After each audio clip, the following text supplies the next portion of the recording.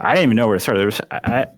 I got, I wouldn't say humbled because like I don't think that mindset would ever shift away from me because I've just like been through so much adversity throughout my career where it's like, I'm with the victorious Dhokla after what was a really close game at times against Team Liquid. Dhokla, that was a very messy game, and it looked like TL was out macroing you guys at some points. They almost had an answer to every pick that you guys got. How were you feeling during that game? Did it feel like it was a messy, scrappy game, or did you feel in control?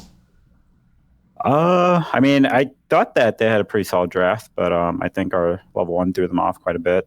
Contracts had a pretty big advantage, and then yeah, I feel like we handled the pressure pretty well, and I think that first dragon fight kind of started the tempo pretty much for us to get back into the game in a way because my lane wasn't going like the best because I got ganked, but and it was a hard matchup, but after that, the game was in a pretty good spot for me. So from there, I think I was pretty comfortable, regardless of like the throws and whatnots that happened mid game. I thought we were always in a position to win.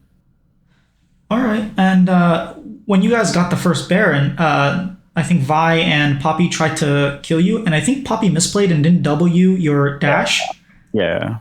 How did you feel when that happened, when you actually live and get Baron? Yeah, it's like I cheated death, because I think I misplayed too, because I shouldn't have ulted to drop my resist. I should just stay in like my normal form, stack Q3, and then just like Q3 them, and then try to run for it. But I mean, I thought it was a creative play by them to like get a pick on me. Usually, people don't hunt the tanks in the side lane, but yeah. So it sucks that they misplayed it, but that's just you're not gonna play perfect all the time. So yeah, I'll just close call. Yeah.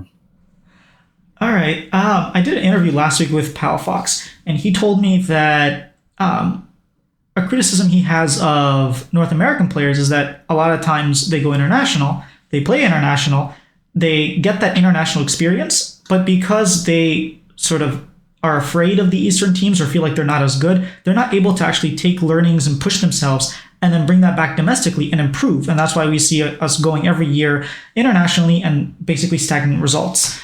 He mentioned that NRG are not like that, and that you guys, and I quote, have that dog in you guys, and that you guys do push yourselves and learn. So my question to you is, one, do you agree with that assessment of other players? And two, what did you learn internationally going first time? I don't want to speak for speak for other people, but so I won't really comment on like what other players might take away. But for myself, I mean, I'm always I'm trying to improve, and I think that's kind of been my trajectory of my career, just improving with the course of time. So I feel like for me, I mean, I learned just like I didn't even know where to start. I wouldn't say humbled because like I mean, they're just really good. And I think they do a lot of small things better than me in terms of like all the top players. And then they know lane matchups a lot better. So for me, it was just understanding like the depth of like trading really, and just controlling your waves really. That was a big learning curve. And it's kind of hard to learn that curve, especially like when you're not playing against like the top players. So, yeah, I think that's been the biggest thing I've taken away from going international. So how do you bridge that gap if you're not really being punished for that stuff, or you don't learn it in North America and you only learn it internationally and they're just better at you? How do you like prepare to going international? Yeah, I mean, I just play any solo queue and just learn faster than them, I guess. I don't know. That's $1 million question. I don't know.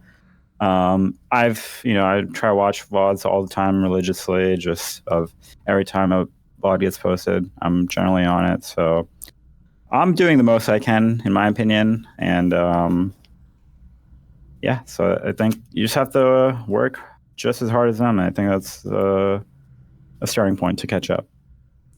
All right. NRG has been gaining a lot of fandom, especially since you guys won the first split. You guys like changed from CLG to NRG. Why should people be fans of NRG? Yeah, I mean, I think we have a great underdog story, or had one last year, but I still believe ourselves to be the underdogs. I don't think that mindset would ever shift away from me because I've just like been through so much adversity throughout my career where it's like I'm never gonna take a win for granted, and um, or never take like anything really for granted. Just grateful I'm still in the LCS and all of that. Like given where I was, so I feel like we're very personable. We really like each other as a team, and yeah, I mean, I feel like we have a great story. I think that's the biggest thing. I think we have a really good story. All right.